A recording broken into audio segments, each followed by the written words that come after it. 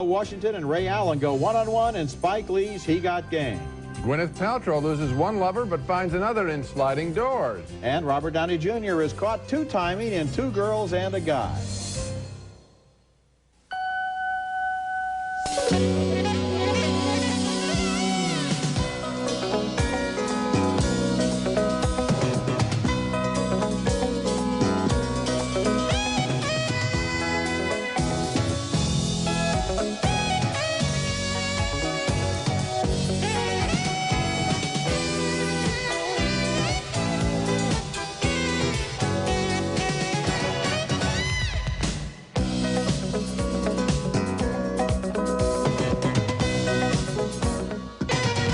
Proud of you, son. I mean that. I know these are tough times for you now, so I figured, hey, you know, you might need some fatherly advice. From who? From me. About what? Denzel Washington plays the desperate father of the nation's #1 college basketball prospect in Spike Lee's new film, He Got Game. It's one of 5 new movies we'll be reviewing this week on Siskel and Ebert. I'm Gene Siskel of the Chicago Tribune. And I'm Roger Ebert of the Chicago Sun-Times. He Got Game is Spike Lee's strongest and most moving film since Malcolm X 6 years ago. And it grows out of his feelings about the incredible pressures that professional sports exert on star athletes right down to the high school level. The film opens with a glorious montage over music by Aaron Copland of basketball being played all over the country. And then we meet Denzel Washington, a prisoner whose son is the most sought-after high school player in the nation. Governor's made a request that your son, Jesus Shuttlesworth, seriously consider enrolling in his alma mater, Big State. If you persuade your son to do this, the governor's given me his word. He'll do everything in his power to cut your time here short, considerably. Governor can do that? I mean, He can do that. So the father will try to talk him into going to Big State University, but the son, named Jesus and played by Ray Allen of the Milwaukee Bucks, is also under pressure from his girlfriend. Played by Rosario Dawson, she also wants to influence what choice he makes. DeAndre's an agent. Lala, you know I ain't supposed to be talking to no agents. You know that it's illegal. You know that. Look, all he wants to do is talk to you for 5 minutes to see where your head is at. My head is on my shoulders and gonna stay there. The son blames the father for his mother's death and for a lot of other things, including his name. Why in the hell did you name me Jesus anyway? What type of name is that? it's a biblical name. No kidding. It finally all comes down to one-on-one, father and son facing each other on the court. I win, you sign. You win, you do what you want to do, tear it up, whatever. I go back to Attica because I know that's what you really want, right? You wanna play me one-on-one? One-on-one. And if I win, you get the hell out of here? I ain't stuttered, son. The hell out of my life? Forever. Bet. You rock. He Got Game has a lot of expert inside knowledge about the way agents and the top colleges recruit star athletes. I'm sure Spike Lee has seen a lot of that at first hand. It's an angry and passionate film, but it also has a lot of heart in its theme about a father and son learning to love and accept one another. Ray Allen, who, as I mentioned, plays for the Milwaukee Bucks, is a gifted actor and needs to be because this is one sports movie that doesn't have any big game scenes or sports showdowns except for an all-important confrontation between father and son. Denzel Washington is fascinating in the way he uses silence with his son, not answering the anger and insults, but waiting and watching. This is really a good film. I thought it was very good, too, and I was taken by the father and son relationship more than any of the basketball in the picture. And I know this is being talked about as, naturally, Spike Lee's basketball movie, but this is a wonderful father-son story. And I think you're quite right to credit Ray Allen for an excellent performance. I mean, who expected this? I certainly didn't. He's working with Denzel Washington, who's one of our most charismatic actors, and he's right there with him every step of the way. It really is. It's a good matched pair. The two of those guys just work beautifully together. You know, another thing I liked about this film, and that Spike Lee does in a lot of his films, he comes up at the end, and I won't say what it is, he comes up at the end with a wonderful image. He's able to kind of encapsulate a whole movie and a whole feeling and a whole story in one image, and it comes out of nowhere and it surprises us, and at the end, as it delivers and we finally understand exactly what has happened, it really has an emotional impact. Well, he's a gifted image maker. Okay, next movie, and our next film is called The Truce, and it's an emotional post-Holocaust drama looking at the same time period as this year's Oscar-winning documentary film, The Long Way Home, about the days and years immediately after the liberation of the Nazi death camps, and how the surviving Jews and others were tempest-tossed in displaced persons camps throughout Europe. The Truce stars John Turturro as the celebrated Jewish-Italian author and Auschwitz survivor Primo Levi, who wrote the book upon which this story is based. Here, he and a friend encounter a shopkeeper. We are very much Italian, but we come from a place where one forgets passion, family, country, culture, all. Where's that? Auschwitz. The enduring awful legacy of the Nazi death camps never stops influencing the survivors' lives, often setting one against another. You broke bread with the SS. You must give any to end. Get out! Stay away from us! And, of course, surviving itself turned out to be a burden, too. And indeed, the author, Primo Levi, did eventually commit suicide. He spared you because he wanted you to write. To write? Write what? That. If what you say is true, that I might be alive in place of another, then writing would be an atrocious privilege. While The Truce does deal with familiar material, I did find it heartbreaking and fascinating as we watched the species of man cope with the ultimate evil. The Oscar-winning documentary, The Long Way Home, is a better and more ambitious film than The Truce, in that it covers the years from 1945 to 1948 and the founding of Israel. But here, in The Truce, John Turturro gives a strong performance without overacting. It's hard not to follow his character and to role-play one's own reaction to experiencing such horrors. So, thumbs up for me. I think you're right, Gene, that The Long Way Home is the movie to see. Oh, no and question. having seen that in all of its stark detail, I found this movie to be much too picturesque and episodic, and it goes for little human touches that are supposed to put an artificial narrative joy into material that shouldn't be joyful. And then it's very confusingly constructed. People pop up coincidentally. We don't believe that they would constantly turn up, and we don't know at times where they are or what they're doing. The entire film, it seemed to me, really lacked the kind of narrative drive and focus that it needed. Well, then let's re-emphasize The Long Way Home is a picture for people to see. And there's another problem I have with it, too, and that is there are 4 or 5 segments in this film where the Red Army is glorified. They're singing hymns, they're marching past, and so forth. You would think Francesco Rossi at this point would be prepared to acknowledge that Stalin was a criminal too. In fact, a greater mass murderer than Hitler was. And there's still this kind of sentiment about the wonderful Russians and the Soviets and so forth. The Red Army and the Soviet Union were no friends to Jews either. And I don't understand what that sentiment is doing in this film. That's a fair question. Coming up later, Gwyneth Paltrow is looking for love in Sliding Doors. I kissed you. Yeah, I spotted that too. And coming up next, Robert Downey Jr. is a two-timing ladies' man in Two Girls and a Guy. Wow, whoa, surprise. American Express Small Business Services. How can I help you? How can I help you? Right. We only work with small businesses. Why don't we start with your cash flow? And our equipment financing plan will help spread out the payments. That'll definitely give you more flexibility. How about setting up a line of credit? We can do that. Then I'll put you in touch with one of our CPAs so you can start getting ready for tax time. We can always make adjustments when your situation changes. Call 1-800-SUCCESS to find out how American Express Small Business Services can help you do more. Check out Robin Williams in a performance that really makes an impression. It's Flubber! Disney's Flubber. Bouncing to video.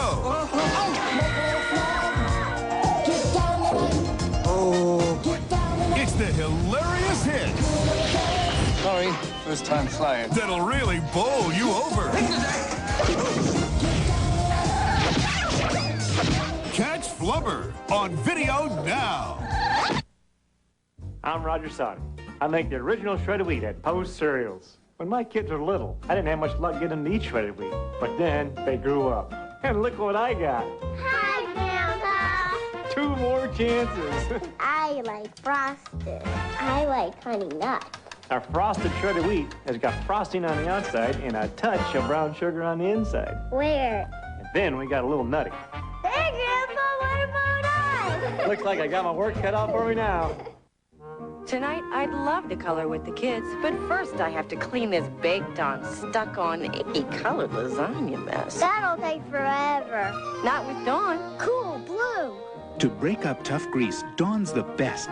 Its one-of-a-kind cleansing action surrounds grease and helps keep it off other dishes. Dawn takes tough grease out of your way faster, so you can move on. Hey, what color should we make the blackbird? It's black. Dawn takes grease out of your way. So what happened with this job? Did I get it? No. Why? Too talented as usual? What's going on? There's all these blowhards working. I can't get a job. Robert Downey Jr. plays a New York actor there who has returned to his apartment unaware of a very important fact. His two girlfriends have both found out about one another, broken into his apartment, and are hiding there to confront him with his duplicity. And that's the setup for Two Girls and a Guy, written and directed by James Toback and starring Robert Downey in a role which sometimes seems like a commentary on his current problems. Not that he's a womanizer, but there's a scene where he's looking at the mirror and talking to himself in this movie that almost seems like a pep talk that he's trying to give himself to get his act together. Here's a scene where both women confront him. Wow, whoa, this is a shock. This is a surprise. Surprise. Okay, this massive shattering shock. That's Heather Graham as the blonde and Natasha Gregson Wagner, Natalie Wood's daughter, as the fast-talking brunette, who before long is suggesting the guy might have used a little more imagination. Sometimes you underestimate people. What, meaning I underestimated you? No, meaning that I might have been ready for certain things. Such as? Such as a lot of things. Such as? Different things, and Carla might have been ready too. For what? You know what I'm talking about. Yeah, I know. I just want to hear you say it. Two Girls and a Guy is essentially a film stage play, almost entirely shot on one set, but I don't mind that when the dialogue works, and here I think it definitely does. The guy is obviously completely in the wrong, or is he? Downey is such a persuader that occasionally he has us wavering in our verdict that he's a complete louse. This is a small movie, but a smart one, and when you reflect that Downey and James Toback also made The Pickup Artist together 11 years ago, you wonder if it isn't a form of amends. Well, this is an interesting companion piece and would make a good double bill with a movie called In the Company of Men, in my opinion. And placing this film in that company is praise, I suppose. Because they're both about obsession and male obsession. And here, I think what is being talked about is more. I just want more. I can't control it. I want it. I want it. I want it. And to see that written this well and played so well by Downey, marvelous actor, is, I think, the value of this picture. If there's a criticism of the film, and I like it, it's that Toback has the women let this guy off a little bit too easily in a way. Yeah, in other words, at the end, they're going to kind of... Well, don't get too much into that. Let's not spoil They're it. going to kind of something. The other thing, of course, people should know that James Toback has been gossiped about in magazines as being the ultimate pickup artist himself. He once had a 4-page spread in Spy magazine listing his activities for just 1 month. So with him using the same line over and over. So, you know, very clearly this story is a confessional. Yes, it is. Coming up next, Gwyneth Paltrow plays a young woman for whom timing is everything in Sliding Doors.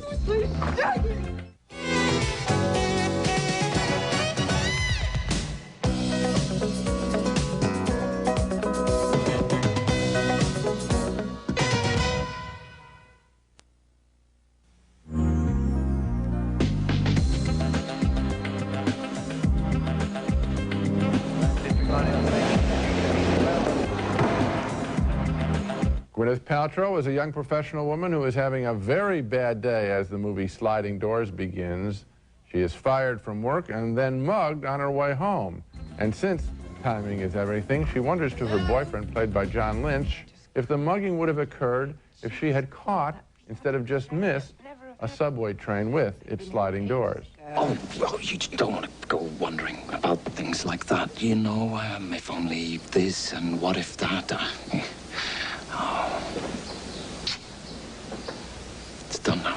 There's another problem for her. In a parallel story, one in which she did catch the train, we see that she spots an attractive guy on the train, played by John Hannah, and he's drawn to her. One problem I had is that the two men in her alternative lives that we follow in the course of this picture needlessly look too much alike. It can confuse you. My intentions are completely honourable. I have no desire to overstep the mark, seriously. Do you prefer diamonds or sapphires? sorry. These parallel stories continue throughout the film. And in both of them, Paltrow's boyfriend is cheating on her with an old girlfriend played by Jean Triplehorn. You can't leave her for me. Well, you haven't said you wanted that, have you? Jerry, I'm a woman. We don't say what we want, but we reserve the right to be pissed off if we don't get it. Now, Gwyneth Paltrow is an extremely appealing actress, and the story of Sliding Doors is entirely dependent on her holding our attention through a parade, actually 2 parades of problems. Well, I was pretty much worn out at the end of this picture and not intrigued by the question of whether a path not taken, or in this case, a subway train not taken, can really make that much of a difference in one's life. A marginal thumbs down for me for a film that I felt was simply too emotionally repetitive. Thumbs down for me too, Gene, and I'll tell you, my test in a movie like this is either life interesting if it had to stand by itself? And the answer is no. Yeah, that's good. So in that case, cutting back and forth between them doesn't help. Yeah. And I just thought, I'm just looking at a gimmick here. That's the word that came up with me. And there's nothing underneath it except the manipulation and the editing. It's just her. I mean, the fact that we're willing to sit there in the theater is just a tribute to her. She's a dazzler. She's so fine in this movie that I would have liked a third timeline in which she caught a different movie. When we come back, Victoria Foyt stars in a movie that asks if for everyone there was one true love. Deja Vu is next. I didn't ever think that this could happen to us.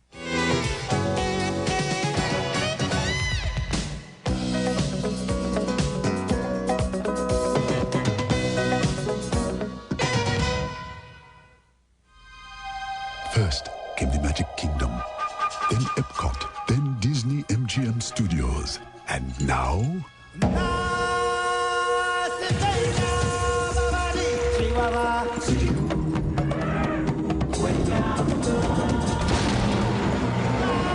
Introducing the most adventurous Walt Disney World theme park ever. Disney's Animal Kingdom, the imagination of Disney gone wild. John Lithgow performs the Discover Card Dial-Along song. An extemporaneous piece. Provided for your dialing pleasure while you call 1-800-IT-PAYS-2 and apply for your Discover Card, the card with the cashback bonus award that always pays you back. That was a nice surprise. And that's music to everyone's ears. It pays to Discover. To apply, call 1-800-IT-PAYS-2. Accepted where you see the Novus sign. Our next movie is an unabashed love story, a glorious fantasy that's all the more meaningful because it involves grown-ups instead of the post-adolescents who usually star in movie romances. Too many movies are about love at first sight between people who could use a little second sight. Deja Vu stars Victoria Foyt as a woman who gradually realizes that she's involved in a web of enchantment that spans 2 generations. The movie opens in Jerusalem, where she meets a mysterious woman who seems to know a lot about her and gives her a precious piece of jewelry. It was a pair, 2 of them. Dress clips, you know. There's a story behind that clip, you know. Really? Yes. It was after the war when everything seemed possible again. I was very young, not yet 20. And he was an American like you. A few weeks later in England, near the White Cliffs of Dover, she meets a stranger played by Stephen Delane, and they experience the curious feeling of love at first sight. It's like clues in your body. It's like you've been collecting them your whole life. Oh, that makes me feel good. That's good. Oh, I need to keep that. They're like memories. And then suddenly you're in a place that you don't belong. You meet somebody and you feel everything clicks. They both meet again as house guests, and the host's sister, played by Vanessa Redgrave, seems to be very wise about the eternal truth of love. Did you see him clearly? What did he look like? I remember him very dark, which may be why I've always fallen in love with dark hair. No. He's very dark, with blue eyes. He was the first person who just seemed to totally care about me. So I just fell in love. I have to say I love Deja Vu, which is the best film in the long career of its director, Henry Jaglom. He wrote the movie with its star, Victoria Foyt, and it's an unapologetic love story. Flat out, no compromises, unafraid to be sentimental and heart-rending and emotional. And at the same time, it has a certain wisdom about life, about the way that we have to take our chances and make hard decisions. You see a grown-up romance like this one, and it kind of pulls the rug out from under all the cornball romances involving shallow and inexperienced people. My guess is that moviegoers who like City of Angels are likely to be hit even harder by Deja Vu. And unfortunately, it won't get the wide distribution of City of Angels, and it won't be in the theaters, and they won't even know about it. And they'll miss a good film, and I think it's just for the reason you mentioned, which is adult.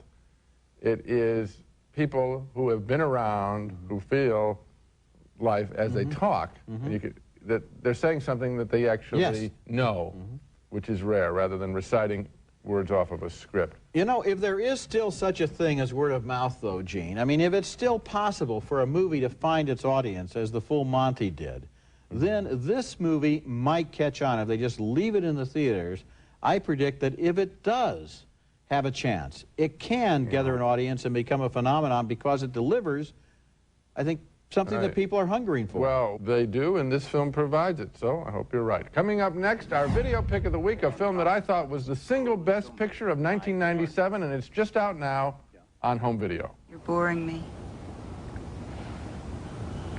I have a husband. I don't particularly feel the need for another. Siskel and Ebert's Video Pick of the Week is brought to you by Nestle Raisinets. At the movies or at home, Raisinets. And my video pick this week is the great film from last year called The Ice Storm. It wasn't a box office hit. Amazingly, it didn't receive a single Oscar nomination, but I can't recommend it more highly now that it's just out on home video. Indeed, I selected The Ice Storm as last year's Best Picture, telling the story of two married couples in 1973 Connecticut who seemingly have everything: health, intelligence, and wealth, and yet they can't get along. Kevin Kline even bores his mistress, his neighbor, played by Sigourney Weaver. I waited around for more than half an hour, nothing but my boxer shorts. And Janie? Oh, hi, Dorothy. What's all that about? What the hell happened? A prior engagement overcame me. And neither set of parents relates well with their children. Mikey, have you heard the explosions coming from the backyard? Sir, I want children very much. I don't know. Do you know what your brother's been up to? I don't know. It's all truthful and heartbreaking in a film directed by the remarkable Ang Lee. The Ice Storm is now available on tape and will be available on Laserdisc next month. There is no excuse for you to miss it this time around. It's a profoundly sad but important film, my video pick of the week.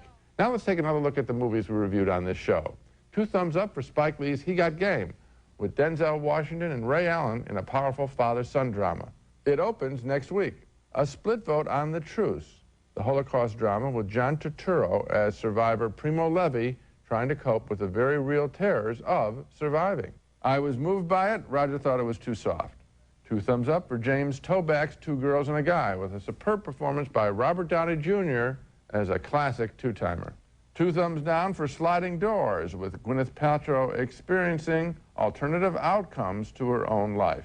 And finally, 2 thumbs up, way up on Henry Jaglam's Deja Vu, adults talking about love. So Deja Vu is a wonderful love story, and we both liked He Got Game also. You got it. Remember, you can hear our reviews on the web at Siskel-Ebert.com, and next week we'll be back with reviews of more new movies, including Les Miserables, Victor Hugo's epic tale of love and injustice, starring Liam Neeson, Uma Thurman, and Jeffrey Rush. Jean Valjean is a thief.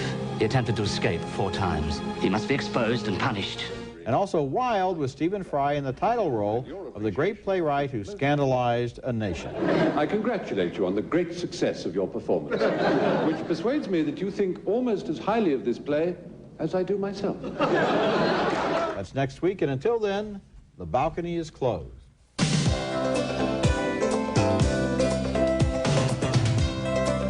Reduced fat Skippy peanut butter. Same great peanut taste. And now even easier to spread. Reduced fat Skippy. Blast your taste buds with the butterlicious taste of Blast-O-Butter, the ultimate movie theater microwave popcorn. New from Jolly Time Popcorn. Ambisol Cold Sore Therapy, the only one with vitamin E and aloe, starts to relieve pain instantly. Ambisol Cold Sore Therapy. Put it on, the pain is gone. Use as directed. If you're a homeowner looking to consolidate bills, call First Plus. You'll get an answer on your loan before you hang up. Call 1-800-510-PLUS.